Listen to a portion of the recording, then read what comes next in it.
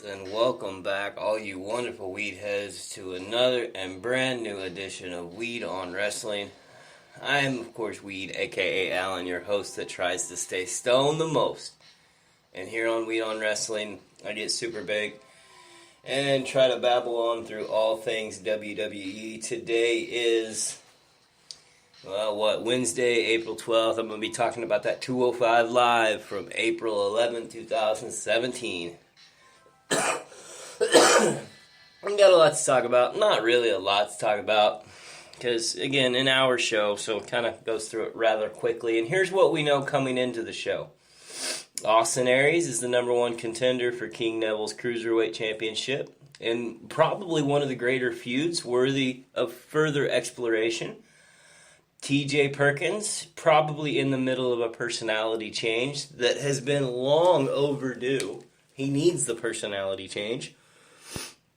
He's probably, and he takes on in a match probably the person who has the best personality of all on 205 Live, and that is Gentleman Jack Gallagher.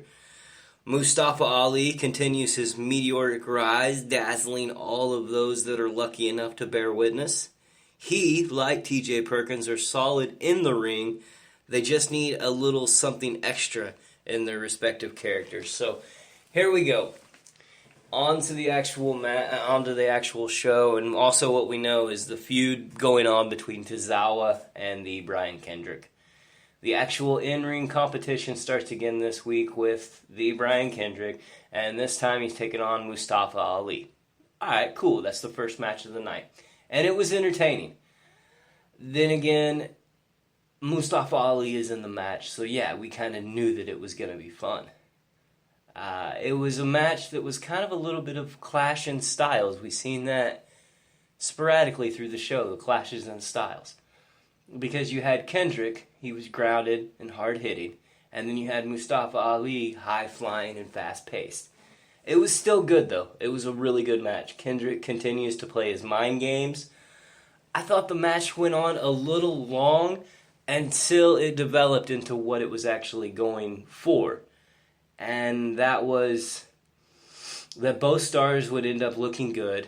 Shenanigans would occur there in the end, and Mustafa Ali would actually pick up the win.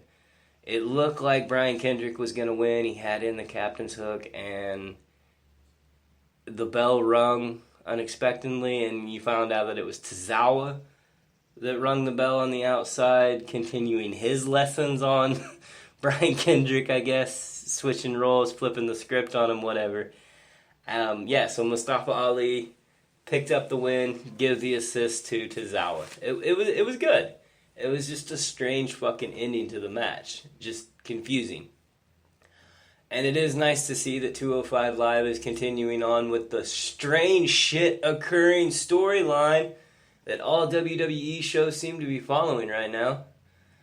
I mean, yeah, it helped the Kendrick-Tozawa storyline. A little come-uppance for Tozawa, if you will. And I like that. What I didn't like, though, is it made Mustafa Ali out to seem kind of like he lucked into it, like he didn't belong. And I didn't like that. If you're going to further along the Tozawa-Kendrick storyline, you could have done it. I don't want to say at somebody else's expense, because I like getting the screen time for Mustafa Ali, but it could have gone in a different direction, is all I'm saying. Something that really could have gone in a different direction, and that's the entire middle segment of the show. Because it was Rich Swann versus some dude named Johnny Ocean.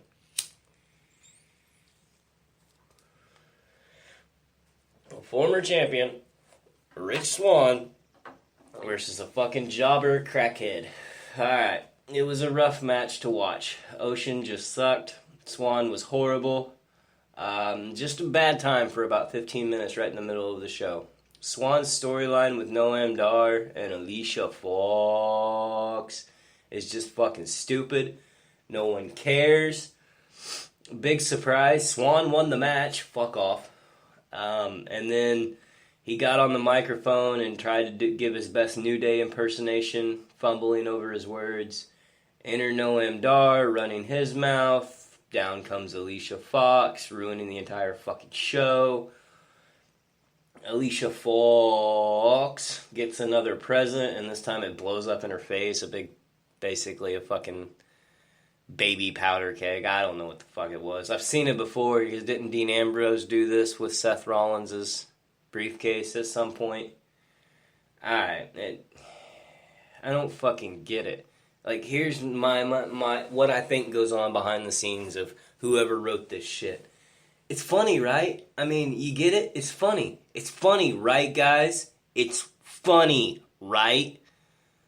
And then they put it in because they're fucking scared. It's just fucking stupid. Motherfuckers, this shit right here has to stop. Not only are the brass at the WWE ruining the flow for the entire show with shitty writing, they're possibly ruining careers in Rich Swann and Noam Dar. This fucking stupid bullshit has to stop. Please. So yeah, my botch of the night goes to that ending of the Rich Swann and Johnny Ocean match. Rich Swann went in for a spinning heel kick. He completely whiffed on the actual kick by no less than 5 feet. I mean, no more than 3. Homeboy Ocean oversold it, and then possibly undersold it. I'm not quite sure. All at the exact same time. Because the motherfucker leaned forward, only to stumble back about 5 feet, and then he fell down kind of to the side. So his momentum went from forward, backwards to side. It was just a bad fucking spot. Bad fucking botch. Shit match with a shittier ending. I guess I have to switch up and get happier now. So let me hit this pipe and go to my s'more moment. Because my s'more moment was actually kind of a throwaway moment, but I loved it nonetheless.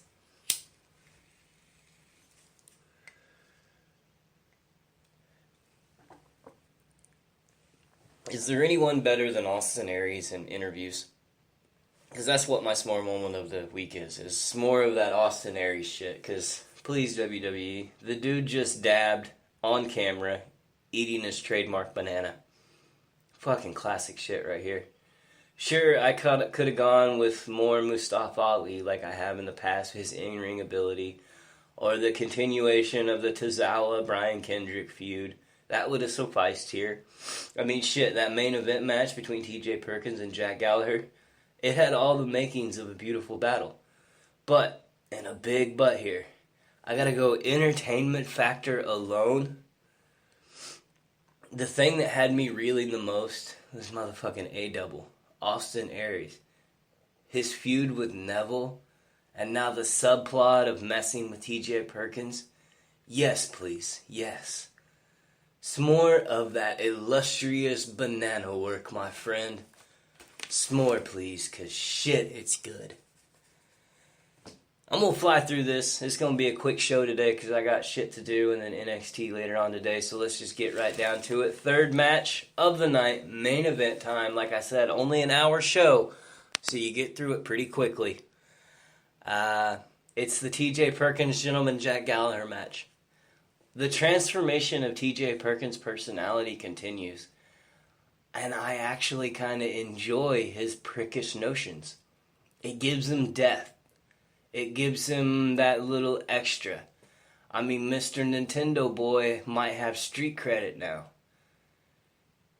The more depth and something more in the Perkins character has been what I've been asking for since the start of it. So yeah, I'm happy with it, and I like it. I mean, yeah, he needs work, but it's a nice start to what should be a long process. And it was a great match. Just amazing back and forth bout. It was entertainment at its finest. Great fast-paced action. There was an umbrella sighting. Multiple dabbings on people.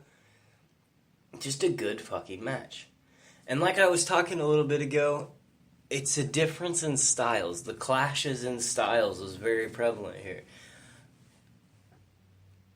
And Perkins, great technically.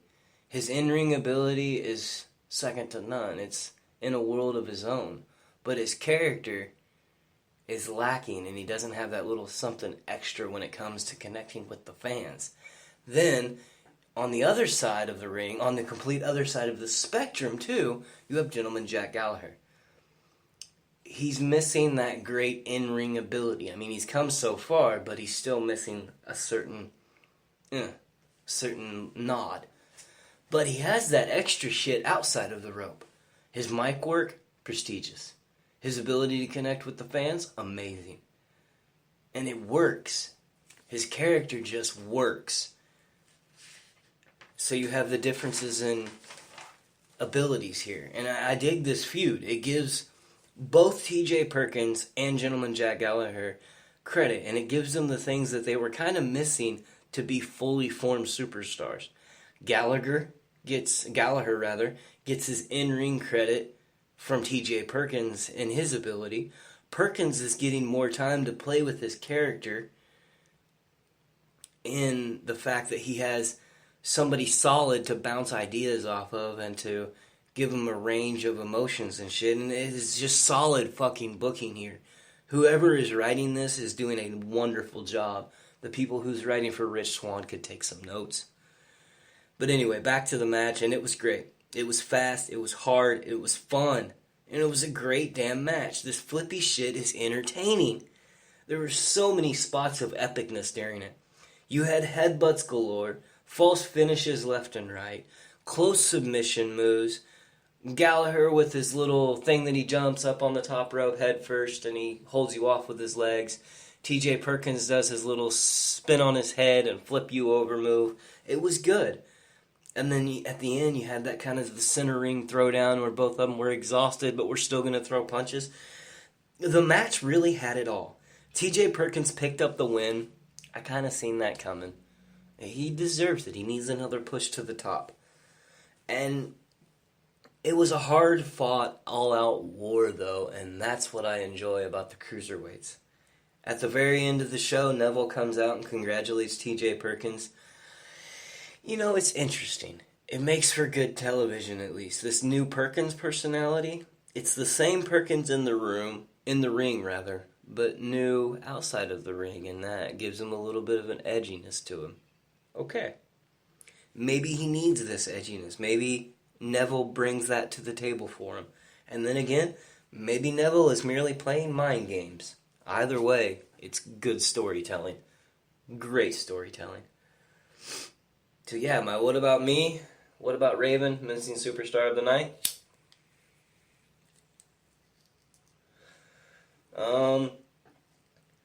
That's a tough one. Because we had all my favorites in there. I mean, I could go with like a Grand Metalik or somebody like that who never shows up. How about we go with Mini Neville, Mr. Tony Nese, for appearing every week for over 2 months to not even being written into a single storyline now. It's bad enough for Drew Gulak. It's bad enough for him when the only time that we actually get to see him is him watching a Mustafa Ali match. And then that's the only time we get to see him. And then now, Nasty Nese doesn't even get that.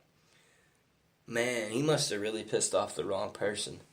Either that or the officials at 205 Live finally, found a scale and weighed that big motherfucker at his 225 to 250 pound weight and actually, said, hey, you're too big for this. We're going to move you up to NXT or we're going to do something different with you because there's no way that motherfucker was under 205. So if that happened, he's not it. You can give it to Grand Metalik. But if that didn't happen and he comes back, he's my Raven missing superstar of the night. Alright. Let's get this over with. My overall feeling of the 205 Live show that I just watched was that it was pretty good. It was okay. The first segment / match, it was amazing. The Tozawa, Brian Kendrick, you throw in Mustafa Ali for good measure. Good. It was fine. It worked. The last segment / match, it was amazing. The TJ Perkins, Gentleman Jack Gallagher match, throw in Neville and the Austin Aries angle, that was good. And then you had the shit in between on an otherwise amazing sandwich. And that was the Noam Dar, Rich Swann, Jobber Alicia Falk storyline and is fucking brutal. That was brutal. That middle section was just, it was horrible. How can we go from greatness to shit back to greatness so damn quickly? I just don't understand it. It was still a good show, though. I mean, I would have liked more, but it was still good. It had, almost all the elements needed to be great. Plus, we didn't have a single tag team match. Not one tag team match. And that, my friends, is a good thing. 205 Live continues to be that go-to show if you want to witness great actual in-ring action on full display, because they do it every week. So yeah, good matches, decent show, and I'm still pumped up for these little flippy bastards. It was good. Curious to see where they go in the future, because Mustafa Ali, he's got to get written into more. They're building this Drew Gulak feud for some reason. And then you have Tozawa and Brian Kendrick. They're going to come to fruition eventually. TJ Perkins, is he switching his role as a character? Is he going to the dark side with Neville? Austin Aries, Gentleman Jack Gallagher. There's so much potential here. So I'm just going to keep tuning in week after week to see what happens here. So, oh shit, my bowl's about empty. I got about 2 more hits in this bowl. So what do you say we get the fuck out of here? It's about that time anyway, so yeah. I'd like to thank you guys all for coming out and listening to me ramble today. That's about it. So I'll be back on either later tonight or tomorrow talking about some NXT. So until then, let's get the fuck out of here. You can find me at all the normal places. SoundCloud, iTunes, YouTube, and of course Spreaker Radio. Again, that's Weed on Wrestling. Twitter handle is @WeedOnWrestling. Just hit me up. I love hearing from you. You guys take care of yourselves. Take care of each other out there. And until then, let's get the fuck out of here.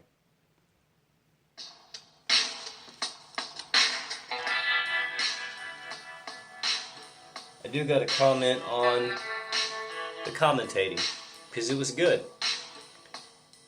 Corey Graves, Tom Phillips finding their groove early, and it works. I like them too as a team.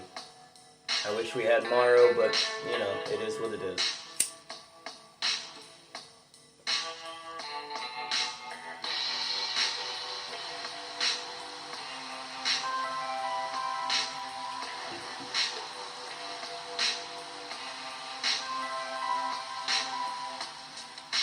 I like the fact that we've finally gone away from the tag team matches, though, where we basically stick everybody in. That makes me happy. More individualized wrestling. You actually get character development.